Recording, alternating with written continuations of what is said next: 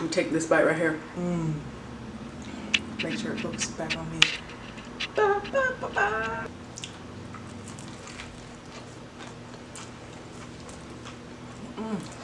Put the French fried onions on. Oh, okay, so I gotta tell you guys about the French fried onions.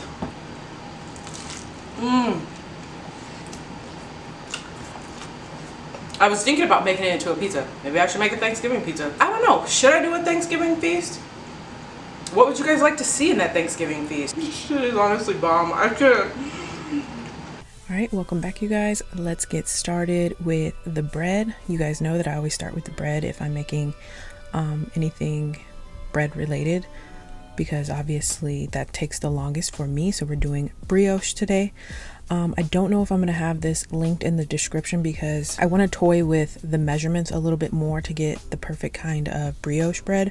Not to say that this wasn't good, but I do want to point out some key components with brioche bread. It is more of a fatty bread, and it gives you like that nice butteriness, that nice richness, and that's the reason why I chose it, because Thanksgiving is all about rich flavors and just carbs. Just carb loading, so that's why I chose this type of bread.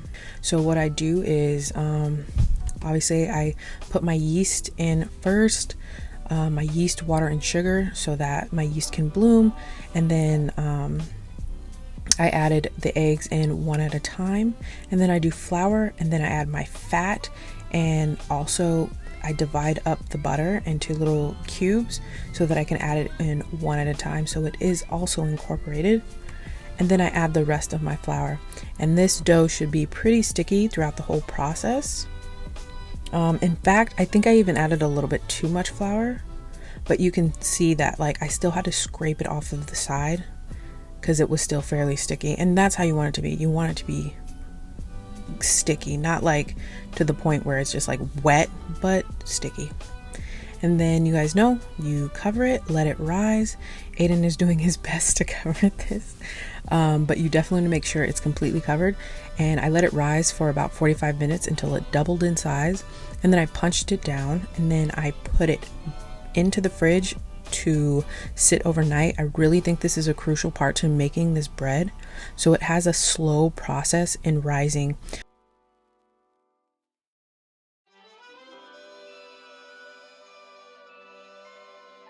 And so after I let it slow rise in the fridge overnight, I'm just going to take it out, punch it down and take it out. And this part was not my favorite part. I'm going to do 2 sub rolls and then a loaf. And my sub roll didn't turn out how my loaf turned out. And I think the key was because I overworked both of my sub rolls. When you're trying to get it into, shape it into the whatever shape you're trying to get into, then you're starting to work up the gluten again, and then it starts to become more tighter. So the gluten starts to become tighter in the bread, and I think that's where I messed up with my sub rolls, is that I was trying to get the perfect loaf, and therefore I ended up working it way too much. When I made my loaf and I put it in my loaf pan, that one actually came out perfect. Like when I actually used this for like egg sandwiches throughout the week, Aiden's lunch, and it was perfect. The consistency inside was very soft and perfect. I noticed that my sub rolls were a little bit more tight and a little bit more dense because I think I overworked it right before I put it in the oven. So that is a key that I want to make sure you guys know if I do this recipe again, or if you try this recipe or whatever. Just be careful with overworking your dough. Like I said, it still turned out really good. You know, it wasn't like, oh my god, this is disgusting. It was actually still really amazing. I really enjoyed the flavoring of the bread. I just would do things a little bit differently. And so to get that shine on top of the bread, I tried sugar water instead of an egg wash to see how that would work. And I like that method, although it was sticky. So I don't think I'd go with that method again.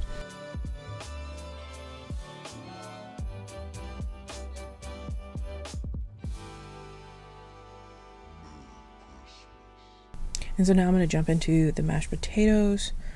I do my mashed potatoes different every time. I'm going to be honest. This day I was, it really just kind of depends on what I have in the fridge. If I have fresh herbs, if I have half and half instead of heavy cream, if I have milk, it always kind of varies but I always use red potatoes because they are a waxy potato. Unlike Idaho, it's more starch in an Idaho potato than it is in a red potato. And I choose red potatoes because you'll notice at the end when I whip it, when I mix it together, it just creates like almost like this cheesiness, but it's not cheesy, it's just potatoes, it's just the wax from the potatoes. So what I do is obviously cut those and quarter them into the same size. You want to have the same size so they all cook the same. You don't want underdone potatoes and then overcooked potatoes. You kind of want them to be even. And so I just boil those until I can stick a fork through it. If it completely falls apart, you've overcooked it. It won't be the end of the world, but I like mine to be just right there, right before it falls apart. And I think that's what the key is in creating that nice creamy waxy texture in mashed potatoes.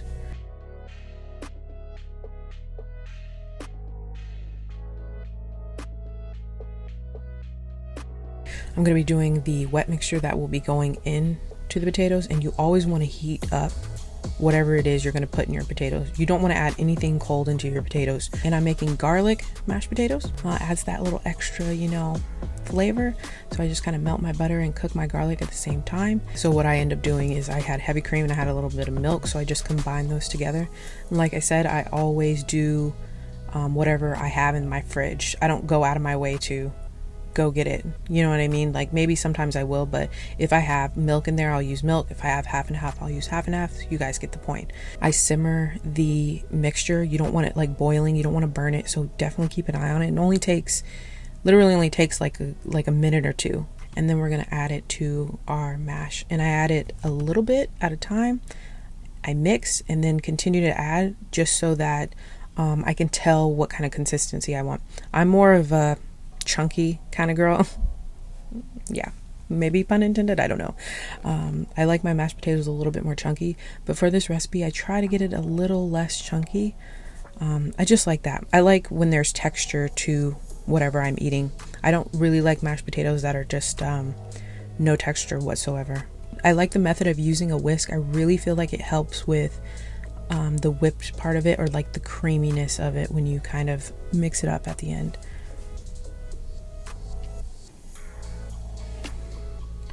So I add a little bit more and incorporate it just a little bit at a time.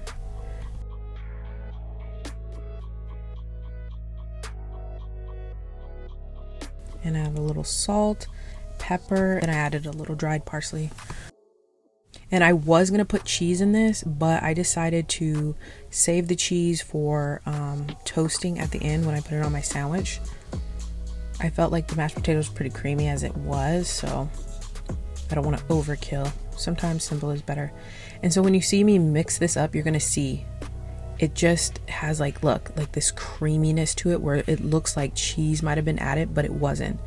That is all from the method and your choice of potatoes. And I think you can also do Yukon Gold. Those also work really well.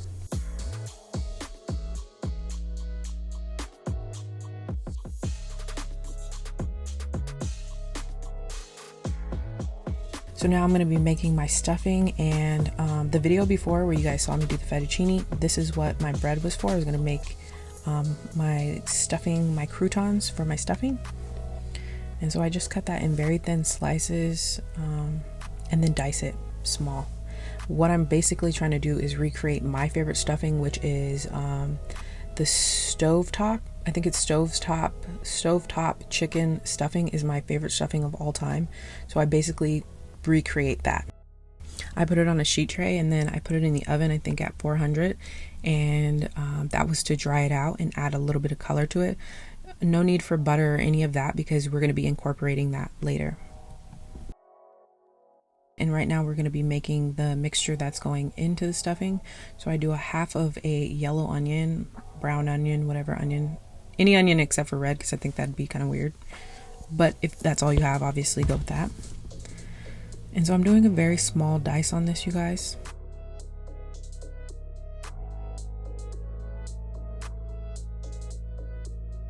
And then I'm going to do 2 things of celery. Although I pull out 3, I do 2 things. You know, start with 2, and if you feel like you want more, I just like to have like, I I like it to be an even amount of celery to onion ratio. You also dice those to the same size. You just want it to be nice and even so everything cooks evenly.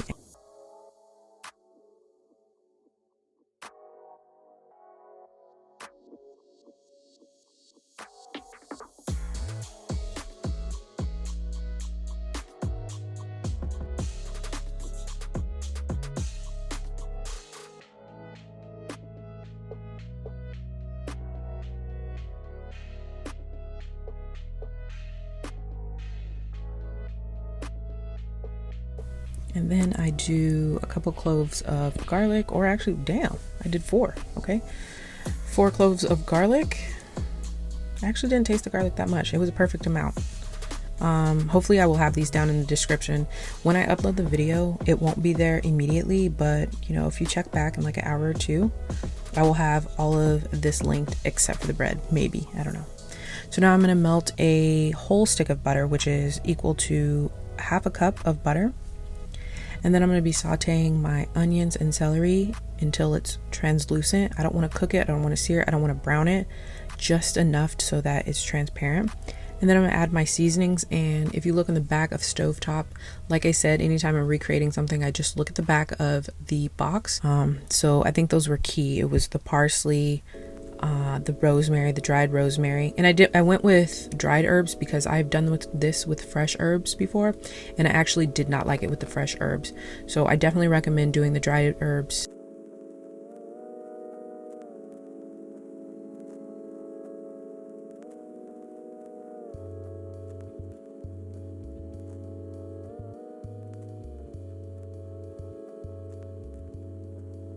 And then I added vegetable stock because I wanted to keep this vegetarian for Aiden.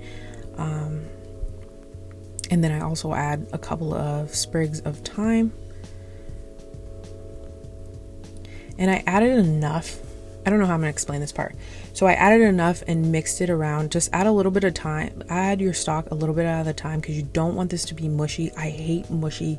That's a reason why I didn't like stuffing as a kid. Add the amount of liquid that you're comfortable with. And then I baked that at like 400. I think it was like 400 for about 10 minutes. Just until like I could see it, like the liquid was well soaked into the bread. And now I'm doing my green beans. Right now I'm just removing the stem, and I like to keep my green beans long, but you can, you know, do it in half.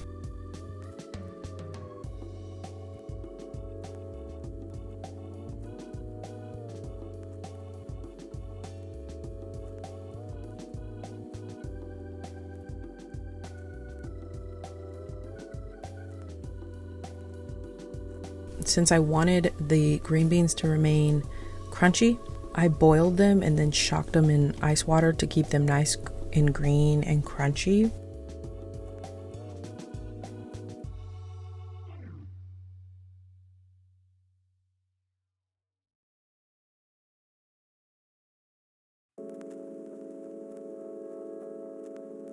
Cook it for about 3-4 minutes, and then you'll see me put them in an ice bath. And that just shocks them, so it stops the cooking and it keeps them nice and green. And that's what we're going for, because we got a lot of mush going on in this sandwich. We kind of want it to be crunchy.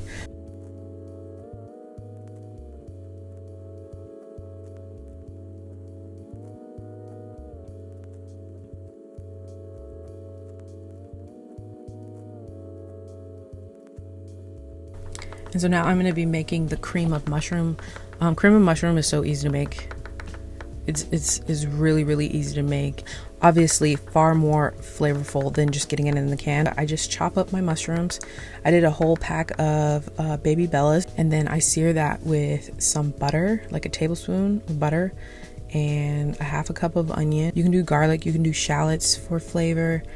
And then I add my mushrooms and I sear those until it gets golden brown. Add a little salt and pepper.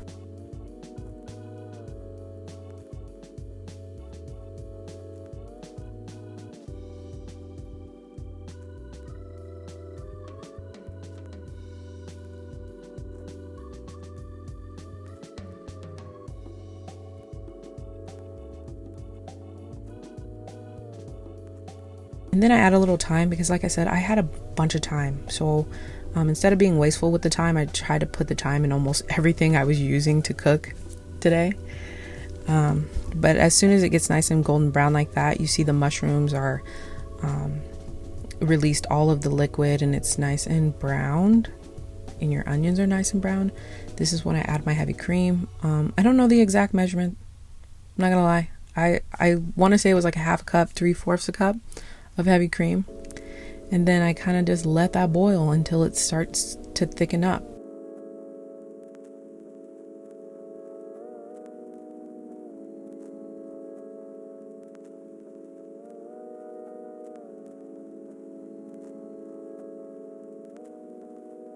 Now you can start to see that it's becoming more viscous.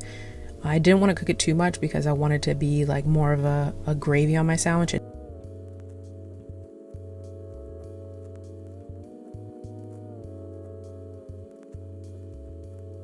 So now we're going to get into the cranberry sauce. Super simple. Like I said, all of this stuff is super simple, and especially since I'm making a sandwich, I don't want like everything to be super complicated.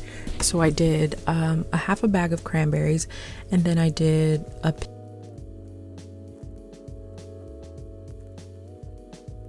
peel of a lemon, just like one little sliver,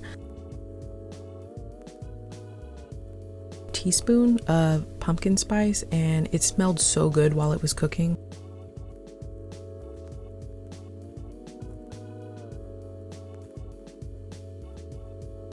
It starts to become thicker and thicker as the water and the sugar kind of cook.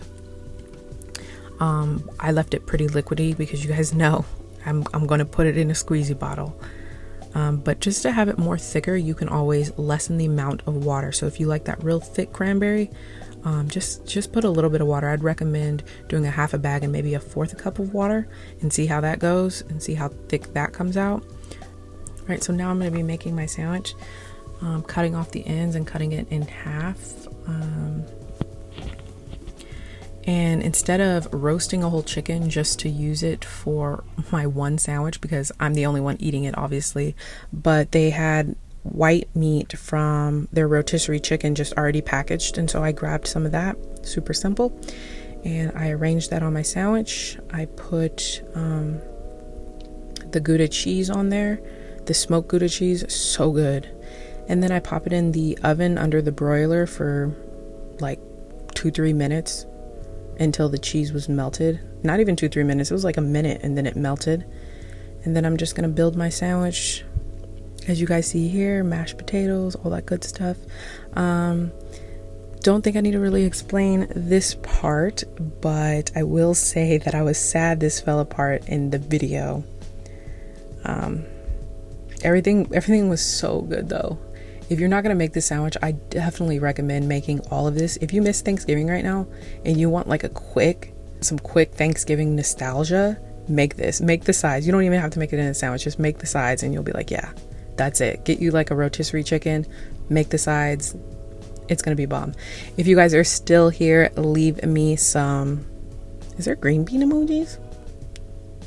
I don't think so. If you guys are still here, leave me some sandwich emojis or potato emojis. I freaking love you guys so much, and I will see you in the mukbang part.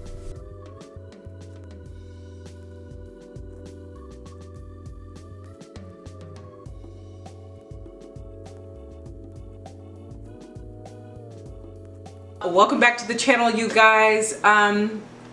I know you just probably got back from the recipe part. If you didn't watch the recipe part, okay, I get it. You don't want to sit through that, but let me sum it up. I made some of my favorite Thanksgiving side dishes. These are not all of my favorite, but I couldn't put everything in one sandwich, so I had to pick and choose what would be the best tasting. Like, I can't put mac and cheese in here and greens and red chili and like all the things that I would eat on Thanksgiving. I can't do that, so I had to pick and choose. And so I thought that this was a classic way to approach this sandwich, and I hope you guys really freaking love it. We're about to get into this sandwich right now. I'm gonna squirt a little bit more cranberry sauce onto this, because I actually really, cranberry is like my favorite part. I am brave as hell for wearing a white shirt. gosh. Oh, look at the mashed potatoes coming out. Oh!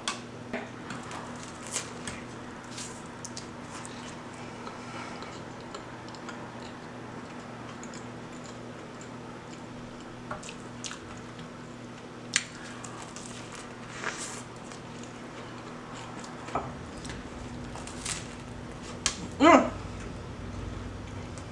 Mmm.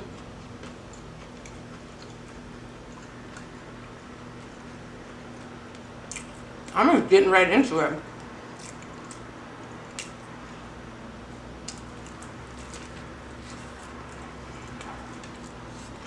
Mmm. Mm-hmm.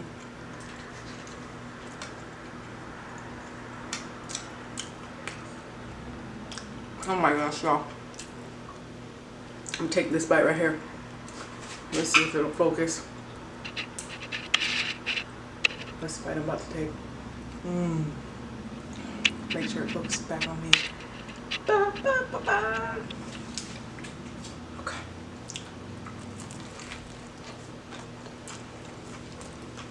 Mmm. Mmm, mmm, mmm.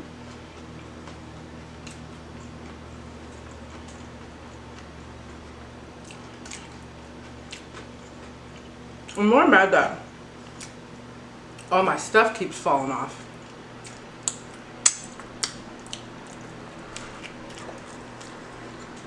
I'm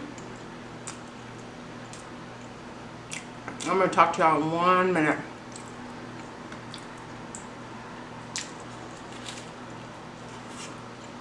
Oh my god. I love Thanksgiving so much. And I know what you guys are thinking, and I seen you in the comments. You're like, oh, I can't wait for her Thanksgiving feast and this and that and the holiday meals. I'm gonna be 100% with y'all. I'm gonna keep it 100 with y'all. For Thanksgiving, I actually do the most, make sure I'm in focus, I actually do the most traditional. I don't like veering off from Thanksgiving because it's such like this sacred like childhood memory for me, having Thanksgiving just the way it is, and it always just brings joy to my heart. And so I never really experiment that much around Thanksgiving or any kind of like traditional Thanksgiving meals. I always want those flavors that I had as a kid. Anyway,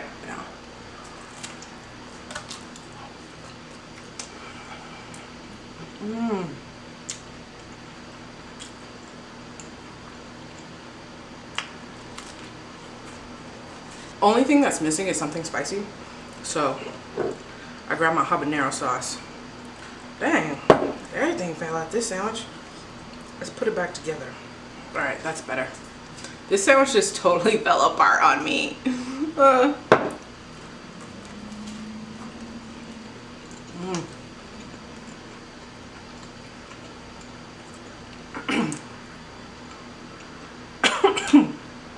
I know. What are you thinking?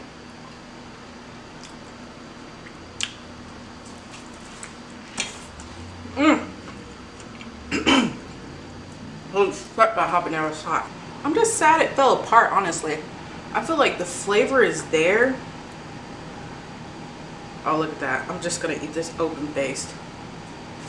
Put the French fried onions on. Oh, okay, so I gotta tell you guys about the French fried onions. Oh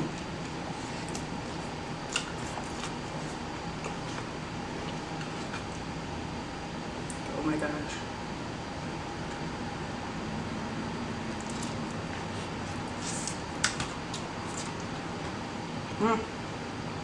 Gotta drop. Man.